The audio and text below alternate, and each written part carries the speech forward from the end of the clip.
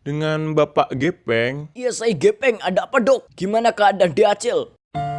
saya benar-benar minta maaf. Saat menjalankan sunat, saya tidak sengaja memotong semua burung acil. Hah, dokter jangan macam-macam sama di Acil ya. Tapi Bapak Gepeng, ini sebuah kecelakaan. Kamu mau nyobain meninggal nggak, Dok? Udahlah, Om. Ayo kita cek si Acil. Cil, lu ngapa?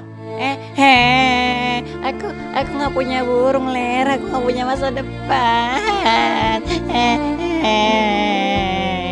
Ya, kasihan banget dah. Gimana nih, Om, cara balikin burungnya Acil? Sepertinya ada satu cara, yaitu menggunakan magic. Saya akan menghubungi orang dulu yang benar-benar ahli dalam bidang sulap. Siapa, Om? Master Debit Corbuzier.